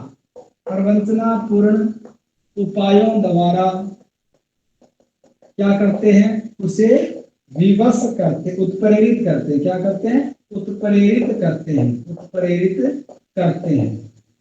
भाई कोई व्यक्ति किसी भी व्यक्ति को या तो किसी स्थान से ले जाने के लिए क्या करते हैं? बल के द्वारा विवश करते हैं। अब कोई आ जाए यहाँ पर और मुझे आके जबरदस्ती कहे कि तू चल हमारे साथ, नहीं तो हम ये कर देंगे, वो कर देंगे, धमकी देते हैं मुझे, और मुझे इस कमरे से उठा करके ले जाते हैं, तो क्या कर दिया उन्होंने? अपहरण का अपराध कर दिया। यानी पर्टिकुलर किसी स्थान से लेके चले जाना, और ऐसा ले जाना क्या होगा? बल के द्वारा विवश किया जाएगा। बल के द्वारा उसको क्या किया जाएगा, विवश किया जाएगा कि चल नहीं तो तुझे अब ये कर देंगे, वो कर देंगे, तेरे घर वाले को ये कर, धमकी देते हैं, उस पर हमला करते हैं, आदि आदि करते हैं। यानी बल के द्वारा विवश करना, या तो ऐसा करेंगे या फिर प्रवंचनापूर्ण उपायों द्वारा उत्प्रेरित करते हुए उसे उसे क्या करेंगे, उसे भ्रमित करने की कोशिश कर, उसे लालच देंगे, उसे प्रवंचित करेंगे, उसको ऐसे ऐसे कहेंगे कि तू ऐसे कर, ऐसे कर, तेरा ये हो जाएगा, ऐसे प्रवंचित करके क्या करते हैं, उसको ले जाते हैं, प्रवंचित करके उसे उत्प्रेरित करते हैं कि वह उस स्थान से उनके साथ चला जाए। ऐसा करता है वह उस व्यक्ति का क्या करता है, वह उस व्यक्ति का अपहरण करता है, वह उस व्यक्ति का अपहरण करता है। कौन करता है, ये जो कोई भी हो, एक्स वाई जेड कोई भी हो, किसी व्यक्ति का चाहे यहाँ पर ए मान लो, एक्स व्यक्ति किसी ए व्यक्ति को जो इसका घर है, घर में से क्या करता है, ले जाने के लिए बल के द्वारा विवश करता है। ये बल के द्वारा विवश कर रहा है तो भी अपहरण का अपराध होगा। अगर बल के द्वारा विवश नहीं करके दूसरा काम करते हैं, प्रवंचनापूर्ण उपायों द्वारा क्या करते हैं, उत्प्रेरित करते हैं, उसको ऐसी ऐसी बातों में फंसाते हैं कि वो इसको यहाँ से ले जाने के लिए उसको तैयार करके ले जाते हैं, तो प्रवंचनापूर्ण उपायों द्वारा उत्प्रेरित करते हैं। तो ऐसे तो वह का मतलब ये एक्स उस व्यक्ति का यानी ए का अपहरण करता है, ये कहा जाता है। ठीक है, यहां तक कोई दिक्कत नहीं। प्रवंचित करना यानी व्यक्ति को धोखे में रखना, उसको कोई ऐसे सपने दिखाना, उसको छल कपट के साथ ले जाना, ठीक है, गुमराह करके ले जाना उसको। तो अगर ऐसा करेगा या तो बल के द्वारा या उसे प्रवंचित करके लेके जाएगा, उत्प्रेरित करेंगे, वो खुद को उसको तैयार कर देंगे, ऐसी ऐसी बातें उसे कहेंगे कि वो खुद ही तैयार होकर उनके साथ जाने के लिए तैयार हो जाता है, यानी उसको प्रवंचित कर देते हैं। तो ऐसे अगर कोई ले जाता है किसी व्यक्ति को तो वो क्या करता है, अपहरण का अपराध करता है। ये जो सिद्धांत है, साधारण सिद्धांत ये कहता है 362 में कि केवल अपहरण को परिभाषित करता है कि स्वतः कोई अपराध नहीं है, क्योंकि केवल अपहरण के लिए कोई दंड विहित नहीं किया गया है। केवल अपहरण करेगा तो अपहरण के लिए कोई दंड नहीं है। दंड कब होगा, अपहरण तब दंडनीय होगा जबकि व्यक्ति धारा 364, 365, 366 में वर्णित आशय से अपहरण करता है। भाई ऐसा करना अपने आप में दंडनीय नहीं है। जब धारा 364 में बताए गए कोई कार्य है उनके लिए उसका अपहरण करते हैं, धारा 365 में बताए गए कार्य के लिए अपहरण करते हैं, धारा 366 में जो बताया गया उसके लिए अगर अपहरण करते हैं तो फिर क्या कहलाएगा, अपहरण का अपराध कहलाएगा और ऐसे व्यक्ति को दंडित किया जाएगा। निम्न आवश्यक तत्वों को साबित करना जरूरी है। कौन से आवश्यक तत्व, यानी बलपूर्वक व्यवस्था के द्वारा या प्रवंचनापूर्ण उपायों के द्वारा उत्प्रेरणा। दूसरा, इस व्यवस्था और उत्प्रेरणा का उद्देश्य किसी व्यक्ति का किसी स्थान से ले जाना होना चाहिए। दो बातें हैं, या तो उसको किसी स्थान से ले जाना, उसी स्थान पर है वहीं प्रवंचित कर दिया, अपहरण नहीं होगा।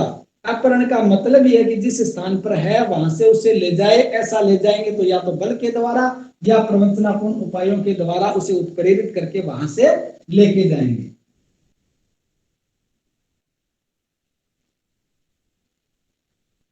किसी व्यक्ति को किसी स्थान से मतलब क्या है कि किसी व्यक्ति को किसी स्थान से ले जाने का मतलब क्या है कि अपहरण एक अविरत रेगुलर लगातार चालू रहने वाला अपराध है। अतः यह न केवल तब होगा जब किसी व्यक्ति को प्रथम बार ले जाया जाता है, अपितु यह तब भी होगा जबकि वह उस स्थान से किसी अन्य स्थान पर ले जाया जाता है। भाई ये किसी स्थान का मतलब ये है कि ये लगातार चलने वाला अपराध है, ये एक बार होने वाला अपराध नहीं है। मान लो उसे जयपुर से किसी को उठाया गया, जयपुर से बल द्वारा विवश किया गया और उसे कहां ले गए, दिल्ली ले गए, दिल्ली ले गए। अब ये नहीं है कि जयपुर से उसे ले गए तब वो केवल एक ही अपहरण का अपराध हुआ, इतना ही है। अब जयपुर से दिल्ली ले गए, दिल्ली से उसे कलकत्ता ले गए, कलकत्ता से उसे बंबई ले गए, ऐसे उसको क्या करते आगे से आगे उसका स्थान बदलते रहे। तो ऐसे जितने के स्थानों से उसे लेके जाएंगे अपहरण का अपराध कंटिन्यू रहेगा। अपहरण का अपराध निरंतर चालू रहने वाला अपराध है।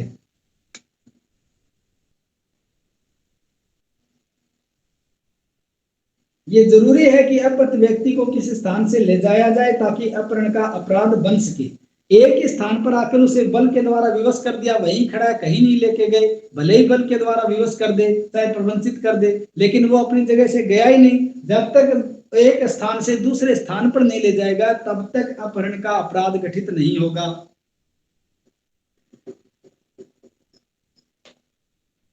गंगादेही का एक मामला है, गंगादेही का मामला, उसमें क्या था, अभियुक्त ने एक स्त्री को जो छत पर सो रही थी उसे उठाया और बाद में उसको उसी स्थान पर छोड़ दिया, क्योंकि उसने जाने से इनकार कर दिया और शोरगुल मचाया, उसे अपहरण का दोषी नहीं ठहराया गया। भाई अभियुक्त था। गंगादेही के मामले में क्या होता है, अभियुक्त रात को आता है महिला के घर पर, महिला छत पर सो रही होती है और उसको उठाता है और उसको ले जाने का प्रयत्न करता है, लेकिन महिला जाती नहीं, महिला शोर मचाती है, शोर सुन करके वो वहां से वापस भाग जाता है और महिला को वहीं छोड़ जाता है। उस पर केस किया गया कि इसने अपहरण किया। कोर्ट ने कहा कि अपहरण का अपराध हुआ ही नहीं है, क्योंकि उसका स्थान किसी स्थान से लेके नहीं गया, वो छत पर थी, छत पर ही है, छत पर ही रह गई, वो चला गया। तो स्थान से ले जाना जरूरी है, उसी स्थान पर होगा तो अपराध गठित नहीं होगा। व्यापरण और अपहरण में अंतर क्या है, बस ये बात आप देख लें। ये शॉर्ट नोट में भी अगर ये नहीं आता है बड़ा तो शॉर्ट नोट में आ सकता है, अन्यथा ये बड़ा प्रश्न आएगा। व्यापरण और अपहरण में अंतर क्या है, अब आपको अंतर भी समझ में आ गया होगा इसका। व्यापरण और अपहरण का अंतर क्या है, मैं फटाफट बोल देता हूं। ये व्यापरण हो गया और ये अपहरण हो गया, और इनमें अंतर क्या हो गया ये देख लिया आप फटाफट। व्यापरण और अपहरण में अंतर क्या है, व्यापरण होगा वो संरक्षकता में से व्यापरण केवल आवश्यक का होगा, यानी ये तो क्या होगा, संरक्षकता में से होगा, आवश्यक का होगा, विकर्षित व्यक्ति का होगा, विकर्षित व्यक्ति का होगा। आवश्यक या विकर्षित व्यक्ति का किया जा सकता है, जिसमें व्यापृत व्यक्ति विधिपूर्ण संरक्षकता से हटाया जाता है। संरक्षकता कैसी होगी, विधिपूर्ण संरक्षकता से हटाना। जब तक विधिपूर्ण संरक्षकता से नहीं हटाया जाएगा तब तक अपराध गठित नहीं होगा। इसमें क्या होगा, इसमें अपहरण किसी भी व्यक्ति का किया जा सकता है। अपहरण के लिए जरूरी नहीं है कि कोई आवश्यक होगा या विकल्पित होगा, चाहे कोई भी हो, आवश्यक हो चाहे वैश्यक हो, कोई हो, अपहरण किसी भी व्यक्ति का किया जा सकता है। दूसरी बात, किसी भी व्यक्ति का स्वतः अपहरण किया जा सकता है। यहाँ तो विधिपूर्ण संरक्षकता में से होता है, यहाँ स्वतः अपहरण किया जा सकता है। तीसरी बात, व्यापरण में व्यापृत व्यक्ति को व्यापरण के साथ ले जाया या उत्प्रेरित किया जाता है। व्यापरण करता है तो व्यापरण के साथ ले जाया या उत्प्रेरित किया जाता है, ले जाने के लिए उत्प्रेरित किया जाता है। जो व्यापरण करेगा तो व्यापरण करता क्या करेगा, अपने साथ लेके जाएगा उसे, या साथ ले जाने के लिए उत्प्रेरित करेगा उसको। जबकि इसमें बल, व्यवस्था और प्रवंचनापूर्ण इसका प्रयोग किया जाता है। इसमें बल, प्रवंचना, व्यवस्था पूर्ण उपायों का प्रयोग किया जाता है। इसमें तो व्यापरण में क्या करेंगे, या तो उसे ले जाएंगे साथ में या उसे उत्प्रेरित करेंगे, लेकिन इसमें बल का भी प्रयोग किया जा सकता है, प्रवंचित भी किया जा सकता है, या उसे विवश भी किया जा सकता है साथ ले जाने के लिए। व्यापक की सम्मति महत्वहीन है। जिसका व्यापरण किया गया है, जिसको व्यापहृत किया गया है, उसकी सम्मति है वो महत्वहीन है। सम्मति क्या है, महत्वहीन है। यानी इसने अगर कंसेंट भी दे दी, बच्चे ने हाँ भी भर दी, तो भी उसकी हाँ की कोई वैल्यू नहीं है। जबकि अपहरण में क्या होगा, अपहरण में सम्मति अपराध को क्या करती है, समाप्त करती है। अगर यहाँ सम्मति हो गई तो अपराध क्या हो जाएगा, समाप्त हो जाएगा, सम्मति के साथ ही समाप्त हो जाएगा। जाने वाला खुद ही कहता है कि मैंने तो खुद ही गया था, मेरी सहमति थी ले जाने में, तो कंसेंट अपहरण में देते ही अपराध क्या हो जाएगा, अपहरण का समाप्त हो जाएगा, अपराध नहीं होगा। आशय हेतु विसंगत है। व्याकरण में इंटेंशन या हेतु विसंगत है, इनका कोई रोल नहीं है, कोई इनका महत्व नहीं है, ये संगत नहीं है। जबकि अपहरण में आशय महत्वपूर्ण है। आशय क्या है? महत्वपूर्ण है। भैया अपने आप में तो अपराध है ही नहीं, ये तो तब होगा जब सेक्शन 364, 65, 66 में वर्णित कार्यों के लिए अगर अपराध किया जाता है तभी वो क्या होगा? अपराध होगा। तो उनमें आशय बताया गया कि किस आशय के लिए उसे लेके जाया जा रहा है, वो सेक्शन 364, 65 में बताया गया। तो उन आशय के लिए ले जाएगा, तो यहाँ इंटेंशन महत्वपूर्ण है अपराध के लिए, अपहरण के लिए। अविरत अपराध नहीं, ये जो अपराध है वो अविरत अपराध नहीं है। अविरत अपराध यानी कंटिन्यू चलने वाला अपराध नहीं है, जबकि अपहरण है वो कंटिन्यू, लगातार चलने वाला या लगातार चालू रहने वाला अपराध है। अविरत अपराध है। ये क्या होगा?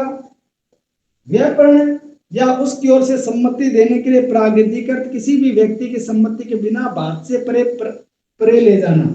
यहां संरक्षक की सम्मति के बिना कहां ले जाएंगे?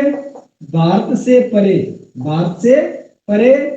जबकि अपहरण में क्या होगा? सेक्शन 360 में यह बताया गया। अपहरण में क्या होगा?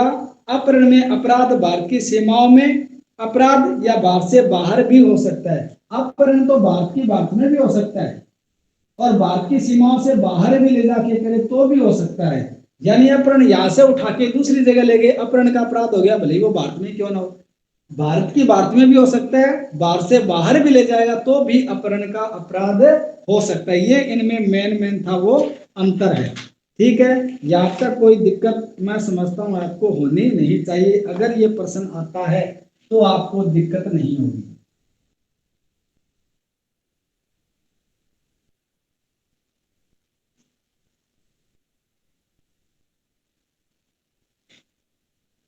मानहानि जो क्वेश्चन है वो आप कर लोगे ना, मानहानि को। मानहानि इंपॉर्टेंट है, मानहानि इंपॉर्टेंट है। अगर आप कर सकते हो तो कर लेना, प्रश्न इंपॉर्टेंट है, आ सकता है एग्जाम में आपके। एक दो क्वेश्चन और है वो मैं करवा देता हूं।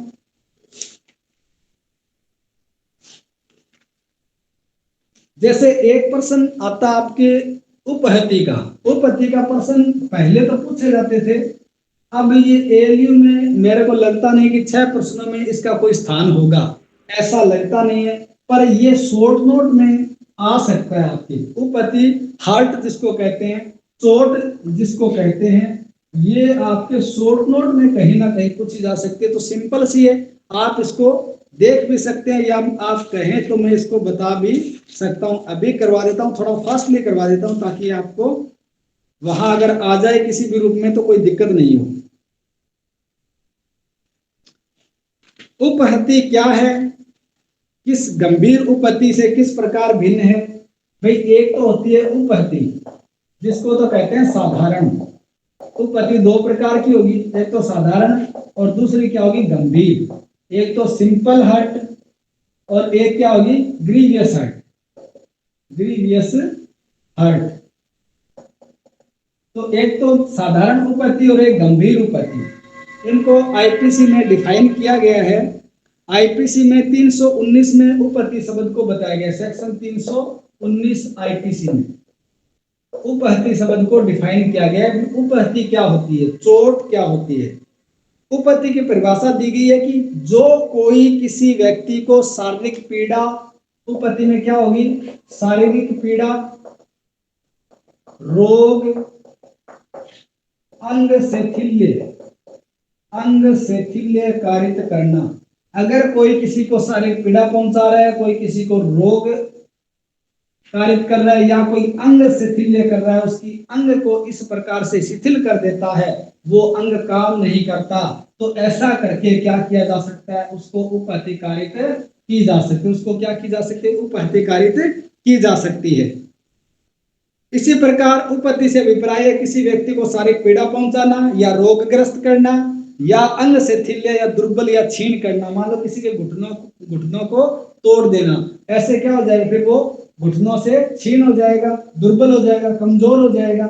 तो कोई भी उपहति जो शारीरिक पीड़ा दे करके यानी किसी को चोट पहुंचा करके कोई रोग उसको लगा दिया, रोग दे करके, या उसके अंगों का स्थिरीकरण कर दिया गया है, अगर ऐसा किया जाता है तो वो क्या कहा जाता है, उपपत्ति करता है, ये कहा जाता है। और सरल भाषा की बात करें अपन तो किसी भी व्यक्ति को किसी भी कार्य के द्वारा शारीरिक पीड़ा पहुंचाना, रोगग्रस्त करना, दुर्बल अर्थात अंग शिथिल्य कारित करके उसको उपपत्ति कारित करना कहा जाता है। यदि ऐसी उपपत्ति स्वेच्छा पूर्वक की जाती है, कैसे, यदि ऐसी उपपत्ति स्वेच्छा पूर्वक की जाती है तो वह क्या बन जाती है, अपराध बन जाती है। तो क्या बन जाती है, अपराध बन जाती है। स्वेच्छा से, मेरी अपनी मर्जी से मैं किसी को शारीरिक पीड़ा पहुंचा रहा हूं, किसी के चोट कारित कर रहा हूं, या किसी के अंग से थिल्य कारित कर, या किसी को रोगग्रस्त कर रहा हूं, तो ऐसे स्वेच्छा पूर्वक द्वारा कार्य किए गए कार्य के द्वारा ऐसी उपपत्ति कारित की जाती है तो क्या हो जाएगा, अपराध हो जाएगा। क्या हो जाएगा, अपराध, स्वेच्छा उपपत्ति कारित करने का अपराध। एक पति अपनी पत्नी के पेट पर लात मारता है जिससे उसका पलीहा फट जाता है और उसकी मृत्यु हो जाती है, इसे उपपत्ति का अपराध माना गया, क्योंकि पति का न तो पत्नी की मृत्यु कारित करने का आशय था और ना ही उसे पत्नी के पलीहा होने की जानकारी थी। पत्नी के पेट में क्या था, पलीहा था। पलीहा एक रोग होता है जिसका पति को जानकारी नहीं थी कि पत्नी को पलीहा हुआ, उसने तो पेट पर ऐसी लात मारी, लात मारते ही पलिया पर लग गई, उस अंग पर लग गई जिसमें पलिया था, वहां से उसकी मृत्यु कारित हो गई। पति का तो कोई आशय नहीं था मारने का, लात तो मार ही देते हैं, मार दी, उसने भी मार दिया वैसे में आकर के, तो उसे क्या माना गया, उसे यह कहा गया कि इसका मृत्यु कारित करने का आशय नहीं था, इसलिए उसे उपपत्ति का दोषी माना गया। एक अन्य मामले में 16 वर्ष के एक लड़का एक लड़की से प्यार करता था, लड़की उसे 3-4 वर्ष छोटी थी, लड़का लड़की को कोई प्रेमोत्तेजक या वशीकरण वस्तु खिलाना चाहता था। उसने एक अन्य छोटे लड़के को तैयार किया कि वह लड़की को मिठाई खिला दे। मिठाई लड़की व अन्य परिजनों ने खाई, मिठाई में धतूरे के विष के चिन्ह मिले, इसे उपपत्ति माना गया। यानी क्या कर दिया, कोई रोग कारित कर दिया या अंगों का स्थिरीकरण कर दिया, कोई ऐसी चीज खिला दी जिससे अंग काम करना बंद कर दे, ऐसा किया जाता है तो वो उपपत्ति का अपराध करता है। सामान्यतः उपपत्ति 2 प्रकार की होती है, जो मैंने पहले बता दी, साधारण और घोर उपपत्ति। साधारण उपपत्ति और घोर उपपत्ति। साधारण उपपत्ति के लिए दंड की व्यवस्था की गई है सेक्शन 323 में। सेक्शन 323 आईपीसी में इसके दंड के बारे में प्रावधान किया गया है। सामान्य उपपत्ति के मामले में सजा के प्रति उदारता बढ़ती जाती है। मामला काफी पुराना हो, भिक्त जमानत पर हो तो उसके द्वारा जमानत या कभी दुरुपयोग नहीं किया तो वहां भिक्त और भुगती सजा पर भी छोड़ा जा सकता है। दूसरी बात आती है घोर या गंभीर उपपत्ति क्या होती है, घोर या गंभीर उपपत्ति।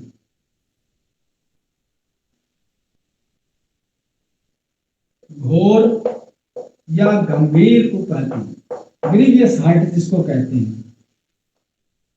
क्या होती है ग्रीवियस हर्ट, सेक्शन 320 में बताया गया। सेक्शन 320 में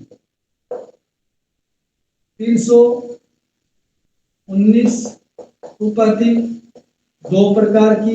सेक्शन 320 घोर उपपत्ति। सेक्शन 323 में इस उपपत्ति के साधारण उपपत्ति के लिए दंड। ठीक है, तो घोर उपपत्ति में क्या होगा, घोर उपपत्ति में यह कहा गया है कि इसमें जो उपपत्तियां बताई गई है नीचे, वो सारी उपपत्तियां क्या होगी, ग्रीवियस हर्ट होगी, घोर उपपत्ति होगी। यानी यहां बता दिया गया है कि अगर ऐसी ऐसी चोटें हैं, ऐसी ऐसी शारीरिक पीड़ा पहुंचाई गई है तो वो क्या मानी जाएगी, ग्रीवियस हर्ट मानी जाएगी। कौन सी है, पहली पुंसत्व हरण। क्या कर दिया, पुंसत्व हरण कर दिया, क्या माना जाएगा, घोर क्षति, घोर उपपत्ति मानी जाएगी, घोर उपपत्ति मानी जाएगी। यानी किसी को पुंसत्व हरण का मतलब किसी को नपुंसक बना देना, किसी को नपुंसक बना देना, उसका पुरुषत्व का हरण कर लेना, नपुंसक बनाना घोर उपपत्ति में माना जाएगा। दूसरा कार्य कैसा होगा, दोनों में से किसी भी नेत्र की दृष्टि का स्थायी विच्छेद। अगर नेत्र दृष्टि का क्या कर दिया है, स्थायी विच्छेद कर दिया है, तो ऐसी उपपत्ति क्या मानी जाएगी, गंभीर उपपत्ति मानी जाएगी। यानी आंख फोड़ दी किसी की, तो आंख तो दोबारा ठीक होने से रही, क्या हो गया, स्थायी विच्छेद हो गया, तो फिर ऐसा कार्य जिसके द्वारा नेत्र की स्थायी दृष्टि का विच्छेद किया गया है घोर उपपत्ति के अंतर्गत माना जाएगा। ऐसे ही दोनों में से किसी कान की श्रवण शक्ति का ह्रास कर देना, क्या कर देना, ह्रास कर देना यानी कमी कर देना, या श्रवण शक्ति का स्थायी विच्छेद कर देना, क्या कहलाएगा, घोर उपपत्ति कहलाएगा। ऐसे ही किसी भी अंग या जोड़ का विच्छेद करना घोर उपपत्ति की श्रेणी में आता है। कोई अंग है, हाथ काट दिया, कटते क्या ग्रीवियस हर्ट होगी, भले ही कोई कान उसका काट दे, यानी शरीर का कोई अंग या कोई जोड़ अगर विच्छेद कर दिया है तो ऐसे अंग या जोड़ का विच्छेद क्या माना जाएगा, घोर उपपत्ति की श्रेणी में आएगा। किसी अंग या जोड़ की शक्तियों का स्थायी नाश या स्थायी ह्रास कर देना। कोई शरीर का अंग ऐसा था या कोई शरीर की जोड़ की शक्तियों में क्या कर दी, नाश कर दिया उनका, या उनमें ऐसा कर दिया कि वो हमेशा के लिए वो काम करना बंद कर देती है, शक्तियों का ह्रास कर देता है, तो वो क्या कहलाएगी, घोर उपपत्ति कहलाएगी। सिर या चेहरे का विद्रूपीकरण करना, अगर कोई किसी के सिर का या चेहरे का क्या कर देता है, विद्रूपीकरण कर देता है। विद्रूपीकरण किसको कहते हैं, विद्रूपीकरण किसको कहते हैं,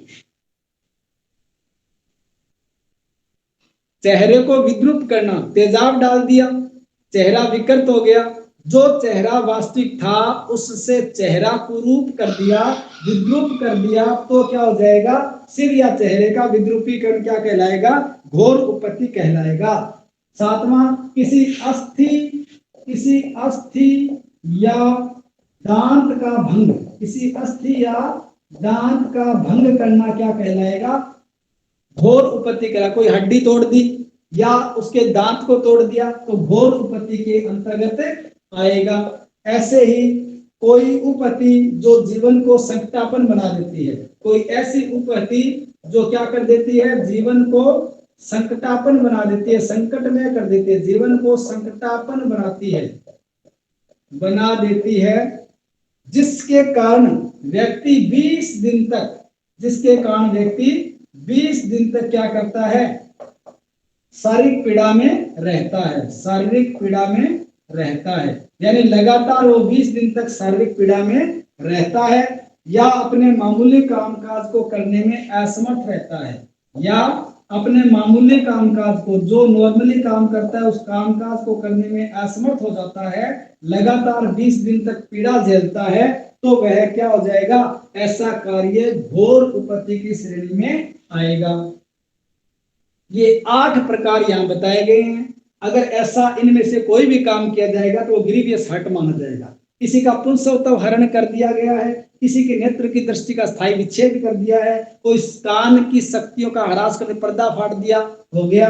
अंग जोड़ का विच्छेद कर दिया, हाथ काट दिया, कोई अंग जोड़ का विच्छेद कर दिया, अंग जोड़ की शक्तियों का हमेशा के लिए स्थायी ह्रास कर दिया, सिर या चेहरे का विद्रूपीकरण कर दिया, अस्थि या दांत का भंग कर दिया, उपपत्ति जीवन के संकटापन में कोई शरीर में चोट ऐसी कारित की जिससे व्यक्ति लगातार 20 दिन तक हॉस्पिटल में रहा और जीवन को मृत्यु की अवस्था तक ले गया, यानी संकट में आ गया उसका जीवन, और इस 20 दिन तक उसने लगातार शारीरिक पीड़ा झेली और जिसके कारण वो मामूली कामकाज करने में असमर्थ रहता है, तो ऐसा कार्य क्या माना जाएगा, घोर उपपत्ति या गंभीर उपपत्ति की श्रेणी में माना जाएगा।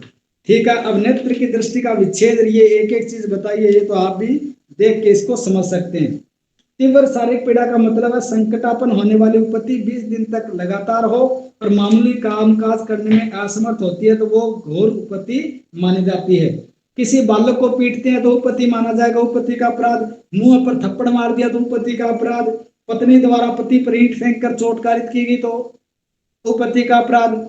ऐसे मामलों में परीक्षा का लाभ देने की अनुशंसा की जाती है। और कुछ मामले बताए गए हैं, ताड़ी में अल्कोहल मिठाई मिलाकर पिलाने से व्यक्ति अंधा हो जाता है, तो अंधा हो गया तो क्या हो गया, उसकी नेत्र दृष्टि का स्थायी विच्छेद हो गया, घोर उपपत्ति की श्रेणी में आ गया। एक 11 वर्षीय बालिका के गुप्तांग में डंडा घुसा देना, घोर उपति। गंधक का अमल फेंककर गंभीर रूप से जला देना घोर उपति की श्रेणी में माना जाता है। तो अगर ये आ जाए तो आप इसको कर सकते हो। घोर उपति को 324, 325 और 326 इन धाराओं में इसकी कैटेगरी बताई गई, कौन सी घोरुपति है, कौन सी स्वेच्छा घोरुपति है और कौन सी स्वेच्छा घोरुपति अस्त्र शस्त्र के साथ कारित की जाती है जिससे मृत्यु होने की संभावना होती है। तो ऐसी घोरुपति सेक्शन 324-25-26 में डिफाइन की गई है। ठीक है, 324-25-26 हाँ ठीक है। 323 में तो साधारण उपति के लिए दंड आ गया, घोर उपति के लिए 324 की है तो 324 में दंड मिलेगा, 325 की स्वेच्छा घोर उपति है तो इसमें, और सशस्त्रों के साथ कोई घोर उपति कारित की है तो 326 में। ऐसे आयुधों के साथ जो जीवन को संकटापन्न बना देती है ऐसी क्षति, तो वो 326 के अंतर्गत आती है। ठीक है, तो ये भी आपका एक प्रश्न है वो कंप्लीट हो गया। लैंगिक संभोग या बलात्कार का प्रश्न भी आपके इंपॉर्टेंट है, अगर 6 में ये स्थान रखता है तो आपके आ सकता है। बलात्कार का जो प्रश्न है वो भी आपके एग्जाम में आ सकता है, इसको आप पढ़ लें। कल वो जो आपकी वो संडे है, कल भी अपन क्लास लगा लेंगे, अगर जरूरत हुआ तो इस प्रश्न को भी अपन यहाँ डिफाइन कर लेंगे। इंपॉर्टेंट है, एग्जाम में लगभग ये प्रश्न आता है। 375, 376 और 377 अप्राकृतिक जो अपराध है वो प्रकृति विरुद्ध काम करना के लिए अपराध 377 में, जिसको अवैधानिक घोषित कर दिया गया कॉन्स्टिट्यूशन के द्वारा। तो ऐसे प्रश्न जो हाल ही में सुप्रीम कोर्ट के द्वारा डिसाइड किए गए वो आपके यहाँ आ सकते हैं। जारता को भी अब अवैध घोषित कर दिया गया, जारता अपराध नहीं रहा भारत में, एडल्ट्री। तो जारता पर भी अगर आपसे शॉर्ट नोट में कहीं पूछा जा सकता है तो पूछा जा सकता है ऐसे प्रश्न, क्योंकि पहले जारता अपराध हुआ करता था, अब अपराध नहीं है। अब लिव इन रिलेशनशिप का कंसेप्ट आ गया ना, इसके कारण से जारता को अपराध नहीं माना जाता। एक प्रश्न आपके चोरी उद्यापन लूट का है, वेरी वेरी इंपॉर्टेंट है। चोरी उद्यापन लूट, चोरी कब उद्यापन हो जाती है, कब लूट बन जाती है, ये 3 चीजें एक साथ ही आपके एक साथ ही पूछेगा।